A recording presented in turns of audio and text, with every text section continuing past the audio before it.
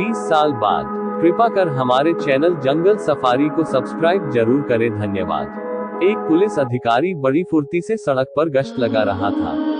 रात के अभी मुश्किल से 10 बजे थे, लेकिन हल्की हल्की बारिश तथा ठंडी हवा के कारण सड़क पर बहुत कम आदमी नजर आ रहे थे।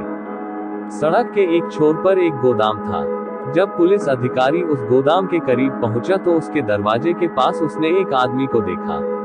वह आदमी मुंह में बिना जला हुआ सिगार दबाए झुककर खड़ा था। पुलिस अधिकारी उसके पास गया तो उस आदमी ने कहा, मैं यहाँ अपने एक दोस्त का इंतजार कर रहा हूँ। हमने 20 वर्ष पहले यहाँ मिलने का वादा किया था। आपको मेरी यह बात कुछ अजीब लग रही होगी, लेकिन ये सच है। ये कहकर उस आदमी ने दियासलाई की तीली जलाकर सिगार सुलगाया। उस जलती हुई तीली के उजाले में पुलिस अधिकारी ने उस आदमी का चेहरा देखा। उसका चेहरा पीला था, आंखों में चमक थी तथा दाहिनी भौं के पास एक छोटा सा दाग था। उसके टाइपिन में एक बड़ा सा हीरा कुछ अजीब तरह से जड़ा हुआ था। उस आदमी ने दोबारा कहना शुरू किया, 20 वर्ष पहले इस गोदाम की जगह बिग जो नाम का एक रेस्तोरां हुआ करता था। आज से ठीक 20 वर्ष पहले ऐसी ही रात को मैंने अपने सबसे अच्छे मित्र जिमी के साथ उस रेस्तोरां में खाना खाया था। उस रात हमने निश्चय किया था कि अगली सुबह अगले 20 वर्षों के लिए हम एक दूसरे से अलग हो जाएंगे।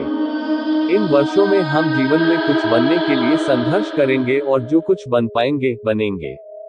ठीक 20 वर्ष बाद इसी समय हम फिर यहीं मिलेंगे, चाहे इसके लिए हमें कितनी ही दूर से क्यों न आना पड़े तथा हमारी कैसी भी परिस्थिति क्यों न हो।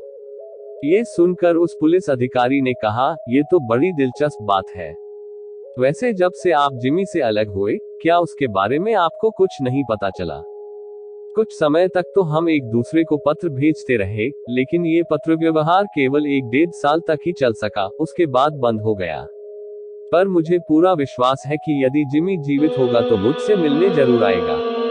मैं 1000 किलोमीटर दूर से उससे मिलने के लिए यहाँ आया हूँ।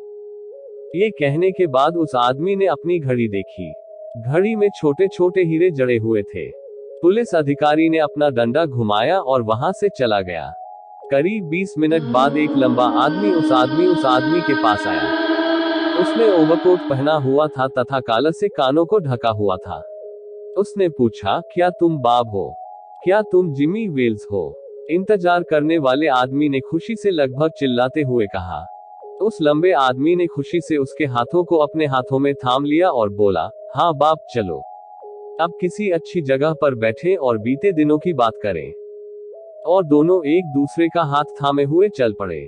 दवाइयों की एक दुकान के सामने से गुजरते हुए उस दुकान की रोशनी में उन्होंने एक दूसरे का चेहरा ठीक से देखा। बाप को उस लंबे आदमी का चेहरा देखकर कुछ संदेह हुआ। फिर वह अचानक गुस्से में भड़क कर बोला, तुम जिमी वेल्स नहीं हो। मैं मानता हूं कि 20 वर्षों का समय बहुत अधिक होता है, लेकिन इतना अधिक भी नहीं कि एक आदमी की नाक चौड़ी से पतली हो जाए।